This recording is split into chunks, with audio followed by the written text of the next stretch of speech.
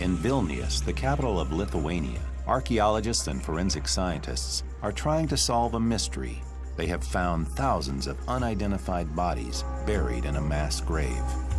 They finally make a discovery that provides positive identification: buttons from soldiers' uniforms.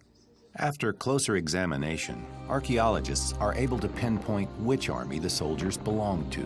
This was the army of one of the greatest military leaders in European history, Napoleon Bonaparte. In the aftermath of the French Revolution, this one-time artillery lieutenant from Corsica rose through the ranks, crowned himself Emperor of France, and conquered much of Europe. But Napoleon was not satisfied. In 1812, Russia still lay beyond his control. 5 years earlier, Napoleon and the Tsar of Russia had signed an alliance against England, Napoleon's archenemy. But the Tsar defied Napoleon by continuing to trade with England. Now for Napoleon, it's payback time. Conquest has made me what I am, and conquest alone can maintain me. By June 1812, Napoleon gathers the largest army Europe has ever seen. It includes 500,000 men, 140,000 horses, and countless supply wagons. Back in Vilnius, Dr. Rimantas Jankauskas, an anthropologist at Vilnius University, has put together a startling portrait of Napoleon's invasion force. An illustrative majority was prevailing young males 20 to 25 years. Just few of them, less than 10%, were younger than 20, but some of them are as young as 15 years. Napoleon thinks he's prepared for anything Russia can throw at him. He reassures his generals he will defeat the Tsar in less than 2 months, long before the dreaded chill of the Russian winter. Napoleon spends 3 months chasing the Tsar's army across Russia towards Moscow. Intelligence reports say the Tsar is in the Russian capital to supervise its defense. The Tsar's scorched earth policy prevents the French from supplementing their supplies by living off the land. After 3 months, Napoleon's army is suffering a devastating toll.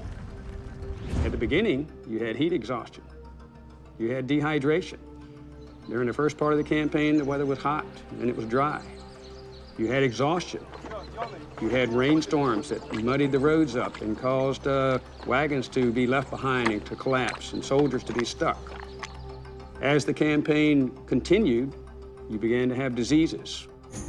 The French finally reach Moscow on September 15, 1812, only to find it completely deserted.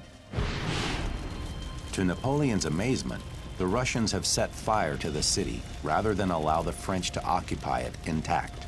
As Moscow burns, Napoleon realizes that he will not be able to feed and supply his army through the long Russian winter. He is forced to think the unthinkable: retreat. On October 19, 1812, the French begin the daunting 1,000-mile retreat from Moscow. The line of troops is 50 miles long, and the worst of the Russian winter lies ahead. There are a couple of his vertebrae, backbones, that have traces of fractures from pressure. Dr. Jankauskas has also found evidence of the French soldiers' grueling pace. This is a case of so-called marsh foot. That happened from heavy physical load. Bones were breaking because of tiredness. The forensic evidence confirms reports that the French soldiers set a blistering pace, up to 25 miles a day, carrying 60-pound packs. Conditions rapidly begin affecting the troops, and tens of thousands of French soldiers either freeze or starve to death.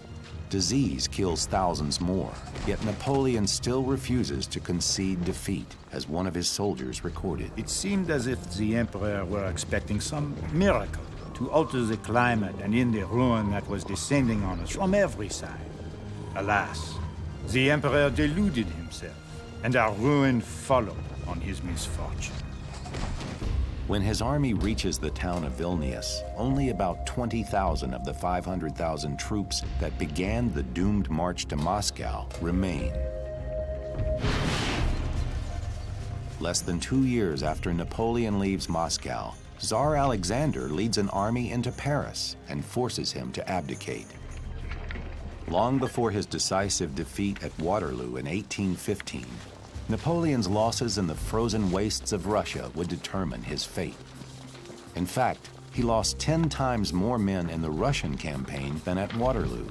After the retreat from Moscow, his grand army is only a memory, and his power fades with it. Less than 9 years later, Napoleon will die on the remote island of St. Helena. So far, 3,000 bodies from Napoleon's lost army have been found. But if Russian historical accounts are accurate, there are another 34,000 bodies of Napoleon's soldiers in Vilnius yet to be discovered.